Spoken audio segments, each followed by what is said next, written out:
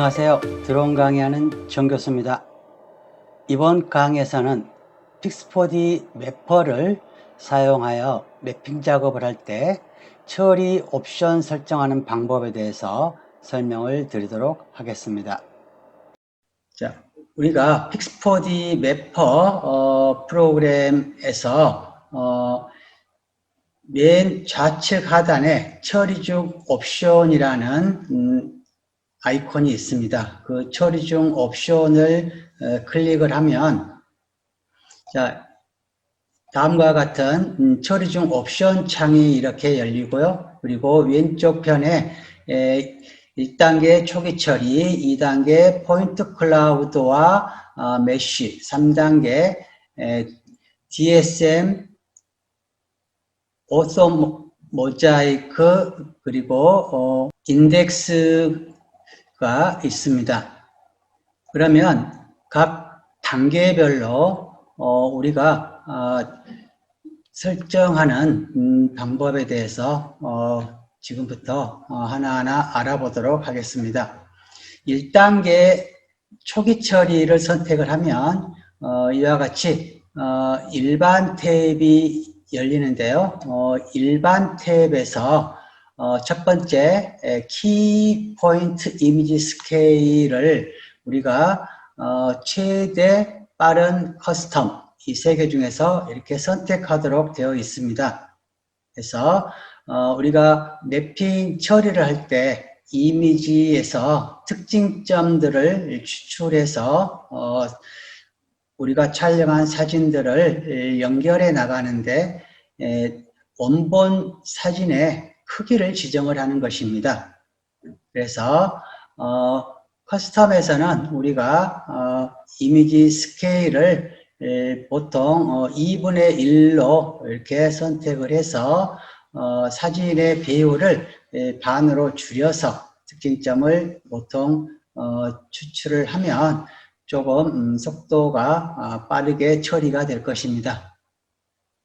그리고 만약에 여러분들이 원본 이미지를 최대한 많이 이 원본 이미지를 살려서 특징점을 최대한 많이 활용을 해서 이미지 처리를 하도록 해주려면 첫 번째 있는 최대를 선택을 하시고요. 그러면 처리하는데 시간이 조금 더 소요될 것입니다.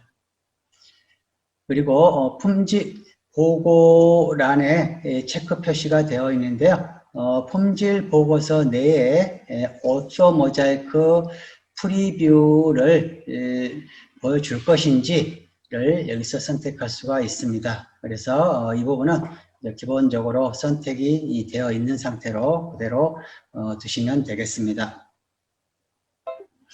자, 그 다음에 이제 두 번째 매칭 탭을 선택하면 이와 같이 이미지 창 매칭에서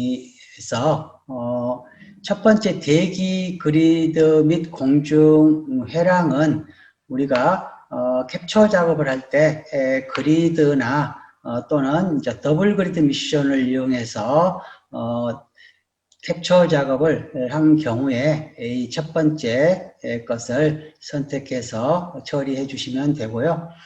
그리고 만약에 여러분이 캡처할 때 자유비행이나 또는 POI라든지 원주 비행을 이용해서 캡처한 경우에는 여기 있는 두 번째 자유비행 및 지상 착륙을 선택해서 처리를 해 주시면 되겠습니다. 그리고 맨 아래쪽에 보시면은 기하학적으로 정의된 매칭을 사용할 것인지를 이렇게 선택할 수 있는 부분이 있는데요. 자, 여러분들이 어떤 대상을 촬영을 했는데 촬영한 그 지역에 동일하게 반복되는 그러한 어떤 모양이 많이 반복되는 그러한 대상물의 사진을 촬영한 경우, 자, 그러한 경우에는 이 부분을 선택해서 처리를 해주시면 조금 도움이 되겠습니다. 그래서 아파트 같은 경우에 옆면에 창들이 다 똑같은 창들이 굉장히 많이 있죠. 또는 어떤 동일한 집들이 많이 모여있는 어떤 단지 같은 경우에 집들이 반복되어 있다든지, 또는 나무들이 똑같은 나무가 일렬로 쭉 이렇게 심어져 있는, 그러한 경우에 매칭할 때는 이 부분을 선택을 해 주시고 처리해 주시면 좋겠습니다. 자, 다음으로 세 번째 있는 탭을 보시면 캘리브레이션 탭이 있습니다. 그래서 여기 첫 번째 여기 있는 표적 키보드 수량은 오토로 그대로 선택을 해 주시고요. 캘리브레이션 방법은 여기에서 표준으로 이렇게 선택을 해 주시면 되겠습니다. 그리고 만약에 여러분들이 멀티 스펙트럴 카메라, 즉 멀티 스펙트럴 카메라가 장착되어 있는 드론으로 촬영을 해서 식생지수를 분석을 하는 경우, NDVI 분석을 하는 경우에는 여기에서 대체를 득단 박스를 열어서 대체를 선택해서 처리해 주셔야 되겠습니다. 자, 이렇게 해서 1단계 초기 처리할 때 처리 옵션들은 이와 같은 것들이 있습니다. 자, 2단계 포인트 클라우드 및 메쉬 아이콘을 이 창의 왼쪽 두 번째 있는 2단계 처리, 이 부분을 선택을 해주면 역시 2단계 처리와 관련되는 여러 가지 처리 옵션들이 오른쪽 창에 이렇게 나오겠습니다. 그래서 첫 번째 탭을 보시면 포인트 클라우드라는 탭이 있습니다. 그래서 포인트 클라우드 고밀도화이란에서 이미지 스케일을 여기서 또 2분의 1로 보통 해서 처리를 해주면 조금 소요되는 시간이 줄어들 것입니다. 그런데 여러분들이 만약에 이것을 1로 원본 이미지 크기 그대로 사용해서 처리한다면 시간이 조금 더 많이 소요될 것입니다. 그러면 이 이미지 스케일을 이 부분에서 무조건 크게 원본 이미지 크기로 처리하면 대부분 좋을 거라고 생각을 많이 하시는데요. 어떤 특징점들이 많이 있는 경우는 이미지 스케일을 원본 크기에 가깝게 해서 처리하면 좋겠지만 산이라든지 이 들이라든지 어떤 특징점들이 많지 않는 그런 경우에는 이 이미지 스케일을 조금 더 많이 줄여주면 훨씬 더 도움이 된 것입니다. 그래서 여기에서 만약에 여러분들이 산이라든지 숲이 많은 지역을 처리할 경우에는 여기에 이미지 스케일을 4분의 1 정도로 설정을 해 주시는 게 좋겠습니다. 그리고 그 아래쪽에 보시면은 내보내기가 있는데요. 이 내보내기를 보시면 이제 처리한 결과물을 파일로 여러 가지 이와 같은 여러 가지 형식의 파일로 저장을 할 수가 있는데요.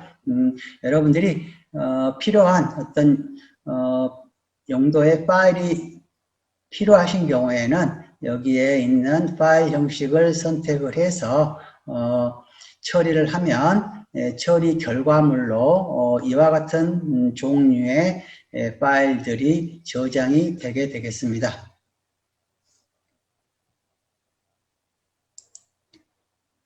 자, 방금 앞에서 내보내기를 해서 우리가 이와 같은 형식의 파일로 저장을 할 수 있다고 했는데요. 그 파일들 종류를 보면, 자, LAS는 라이다 데이터 익스체인지 파일입니다.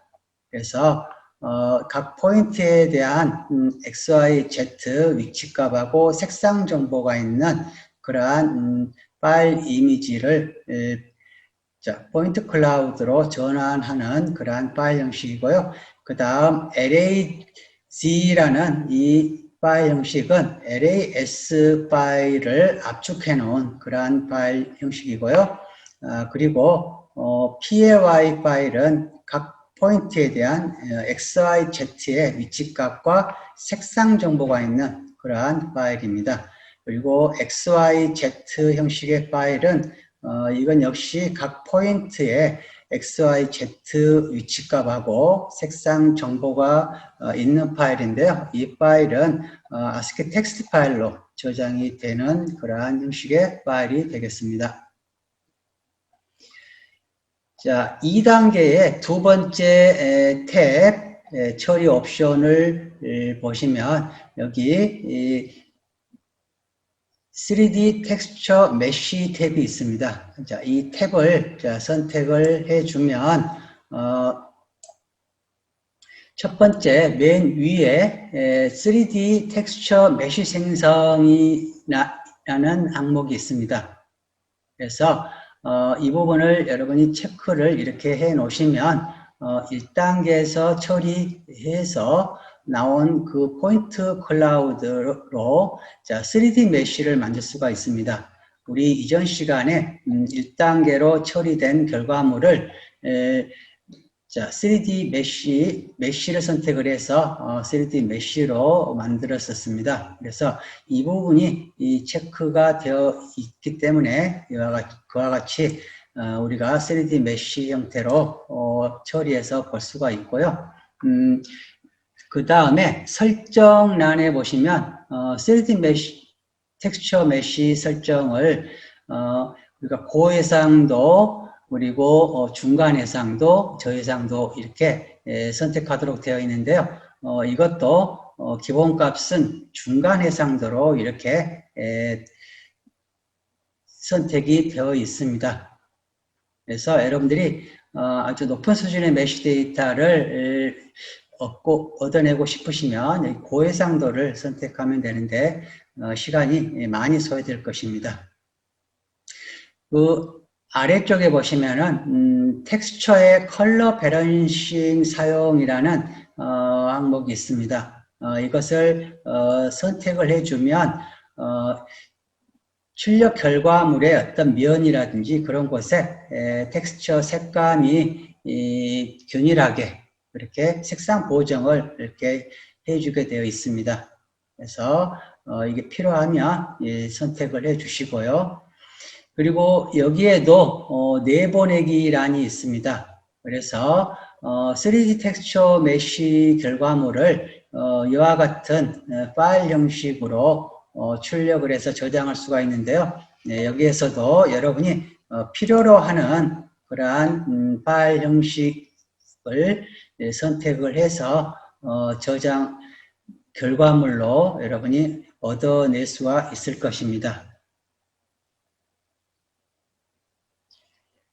다음에 세 번째 고급 탭이 있는데요. 이 고급 탭에서는 위에 첫 번째 창 크기 맞추기가 있습니다.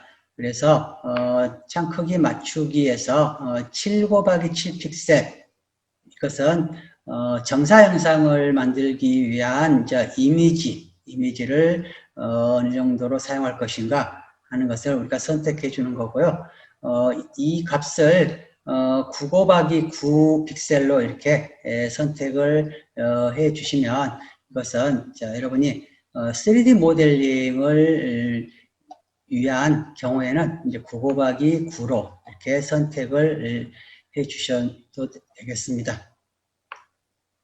그리고 그 아래쪽에 보시면은 표준 밀도 장치라는 게 있는데요. 이 표준 밀도 장치의 기본값은 지금 1로 되어 있습니다. 그래서 이 값을 여러분들이 높여 주시면 점 밀도가 포인트 클라우드의 점 밀도가 낮은 지역에서는 삼각형이 많이 생성이 되는데요. 그런데 굴곡이 심한 지역에서는 자, 평평해야 되는데 굴곡이 심한 지역에서는 불필요한 삼각형이 너무 많이 생성이 될 수 있다는 그런 단점도 있습니다. 그래서 이 값은 1로 그대로 두어도 무방하겠습니다. 다음에는 3단계 자, DSM 오토 모자이크 인덱스 자, 처리가 있는데요. 이 3단계 처리 옵션, 3단계를 선택을 하시면 이 3단계 처리 옵션 창이 오른쪽에 열리는데요. 이 첫 번째, 자, DSM 및 오토 모자이크 탭이 있습니다.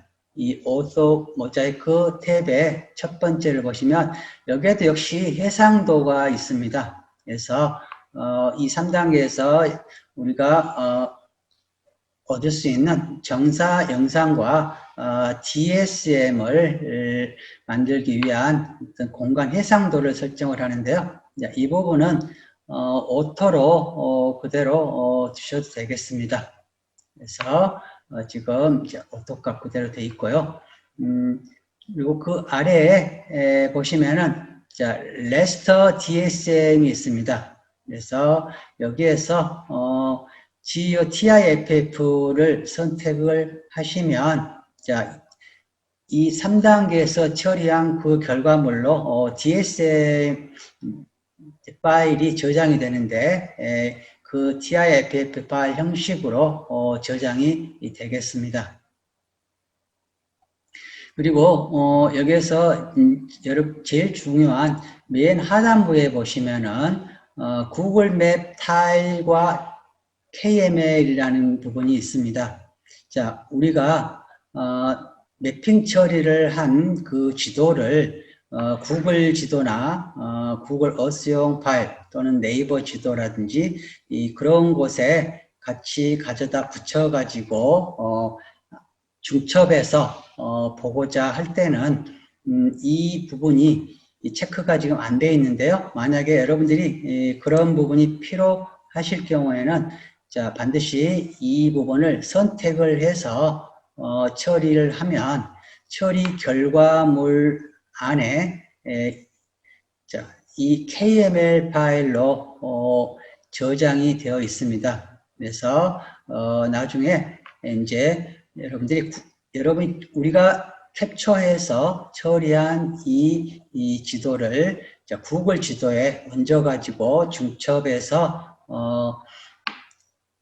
비교를 해 볼 수도 있겠습니다. 그래서 그러한 파일 형식이 필요하면 이 부분을 체크를 해서 처리를 해 주시면 결과물로 KML 파일이 저장이 되어 있을 것입니다.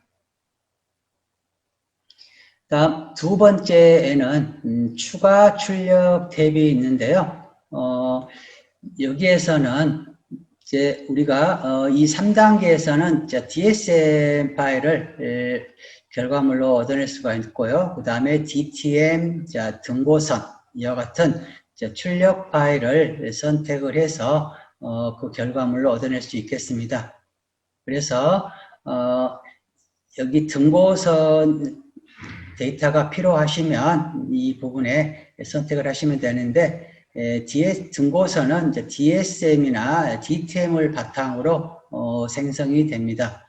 그래서 여기에 GEOTIFF 이걸 체크를 하시면 DTM에서 등고선이 생성이 되고요. 이것을 체크하지 않으면 DSM에서 등고선이 생성이 되겠습니다. 그리고 등고선의 파일 형식도 여기에서 우리가 여러 가지 중에서 필요한 파일 형식을 선택을 또 해 주실 수가 있겠습니다.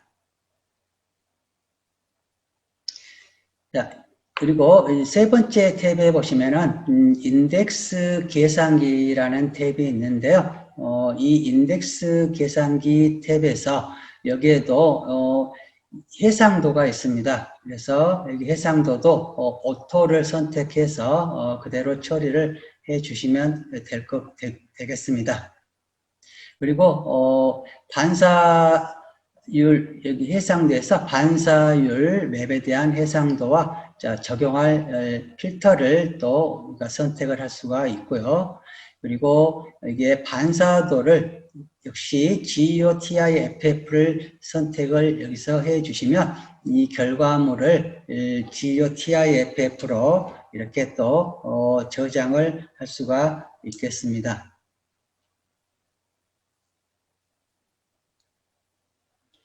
자, 1, 2, 3단계 처리 옵션 창 다음에 보시면은 리소스와 알림이라는 부분이 있습니다. 이 리소스와 알림을 선택하시면 오른쪽 편에 리소스와 알림 탭이 하나 이렇게 나오는데요.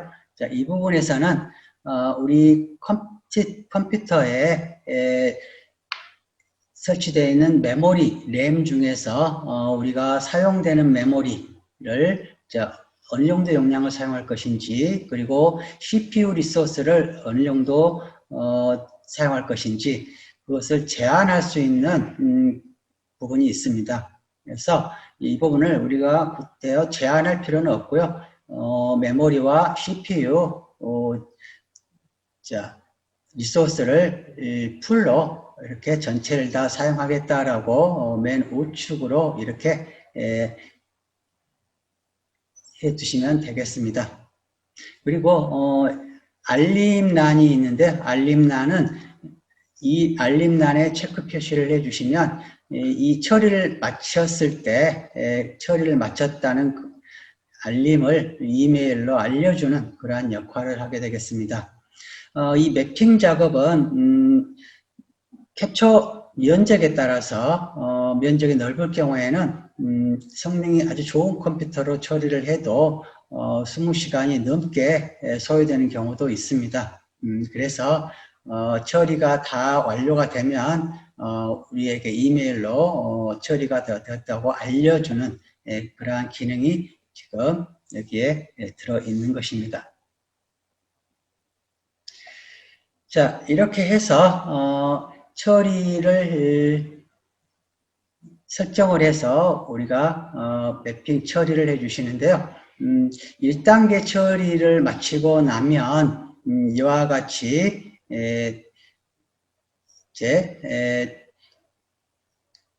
드론이 촬영한 카메라 위치를 알려주는 초록색의 점들이 이렇게 생성이 된다고 했습니다.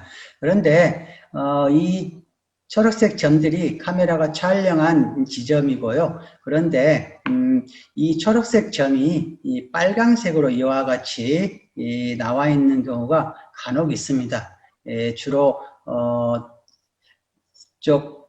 바깥쪽 부분에 이런 빨간색 점이 나오는 경우가 있는데요. 이러한 빨간색 점이 있는 부분은 촬영할 때 문제가 있어서 정확하게 사진이 찍히지 않았거나 문제가 있는 부분입니다. 그런데 보통 이와 같은 빨간색 점은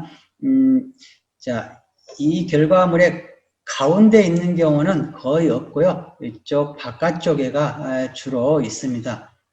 근데 만약에 이 빨간색 원이 가운데도 있고 많이 있는 경우에는 다시 캡처 작업을 해서 재촬영을 해 주셔야 되고요. 이와 같이 바깥쪽에 이렇게 한두 개 있는 경우에는 무시해도 매핑 작업하는데 결과물에 크게 영향을 미치지는 않을 것입니다. 자, 그러면 이제 1단계 처리를 하고 나면 품질 보고서가 나오고요. 그리고 우리가 GCP 작업을 해서 재최적화를 시켜준 다음에 다시 1, 2, 3단계 처리를 해주고 나면 3단계까지 처리를 다 마친 뒤에 또 품질 보고서를 우리에게 보여주게 되어 있습니다. 자, 그러면 이 품질 보고서를 우리가 보고 어떻게 분석을 할 것인지, 자, 이와 같은 품질 보고서가 1단계 처리 결과 또는 1, 2, 3단계 처리 결과로 이러한 품질 보고서가 이렇게 나오면요. 자, 이 품질 보고서의 앞부분에 보시면은 이와 같이 초록색으로 동그라미 된 각 항목이 초록색으로 동그라미가 있는 경우는 자, 양호한 경우입니다. 그리고 노란색으로 이렇게 삼각형 부분에 느낌표가 있는 경우는 허용 범위를 조금 벗어나 있는 경우. 그래서 보통 매핑 처리를 우리가 해보면은 대부분 초록색으로 이렇게 다 나오는데요. 여기 마지막에 있는 이것은 우리가 GCP를 사용하지 않은 경우에 이런 식으로 노란색으로 나온 경우가 있습니다. 그래서 GCP를 사용하지 않았기 때문에 나오는 거기 때문에 이 부분은 우리가 그냥 무시해도 되겠고요.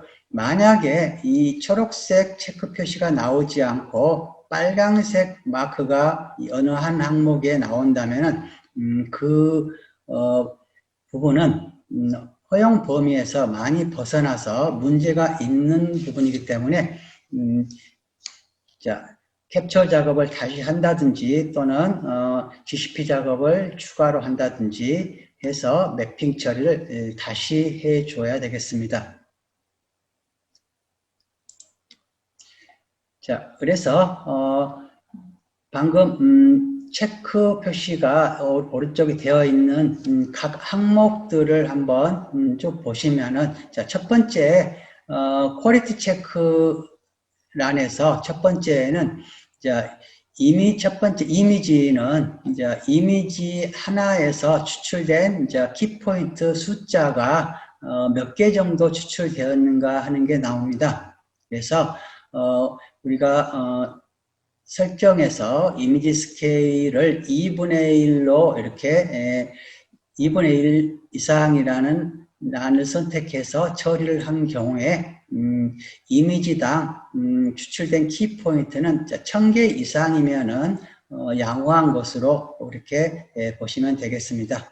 그런데 보통 결과물을 보면 보통 키포인트가 뭐 수천 개 이렇게 나오기 때문에 이 부분은 거의 모든 경우에 양호한 것으로 이렇게 나올 것입니다. 그리고 두 번째 항목에는 데이터 세트가 있는데요. 데이터 세트는 캘리브레이션 된 이미지 수를 나타내는데요. 95% 이상이면 이것도 이 항목도 양호한 것으로 보시면 되겠습니다.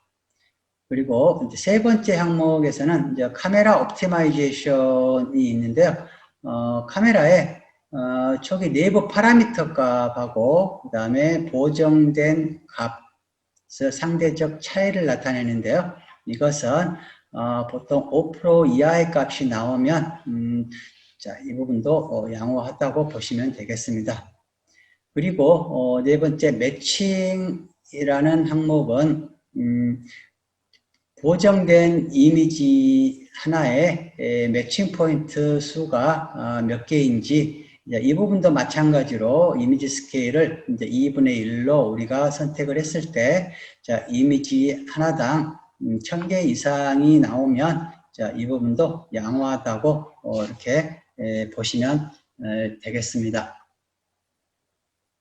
그래서 이와 같이, 자, 이미지가 여기에 지금 4678개입니다. 1000개 이상이면 양호하다겠죠? 그리고 데이터 세트도 95% 이상이면 양호하다 했는데 보시면 99%가 나와 있고요. 그 다음에 카메라 옵티마이제이션 같은 경우에 0.65%입니다. 그래서 자, 이것도 양호하고요. 그 다음에 매칭이 이것도 1000개 이상이면은 양호하다 했는데 1600개 이상이 나왔습니다. 그래서 이 부분도 양호한 값이라고 이렇게 판단을 하시면 되겠습니다. 그리고 다섯 번째 지오 레퍼런싱 항목이 있는데요. 이 부분이 지금 초록색 체크 표시가 나오지 않고 이 부분만 유일하게 노란색으로 이렇게 표시가 되어 있습니다. 이것은 허용 가능한 정도이긴 하지만 이 부분에 노란색으로 나오는 것은 우리가 GCP GCP 데이터를 사용하지 않았기 때문에 이게 나오는 것입니다. 그래서 GCP를 사용을 해주면 이 부분도 초록색 체크 표시가 나올 텐데요. 우리가 뭐 GCP 작업을 꼭 해야 될 필요가 없는 경우에는 뭐 안 해도 무방하기 때문에 이 부분이 문제가 있는 것이라고는 보지 않으셔도 되겠습니다. 자, 그러면 결과 보고서 가운데쯤 보시면 자, 프리뷰라는 란이 있습니다. 이 프리뷰란을 보시면 자, 이와 같은 결과물로 왼쪽에 있는 게 정사 영상이고요. 오른쪽에 있는 게 자, DSM 결과물입니다. 자, 그래서 이렇게 캡처한 이 지역을 매핑 처리한 그 결과 정사 영상이 이렇게 나왔습니다.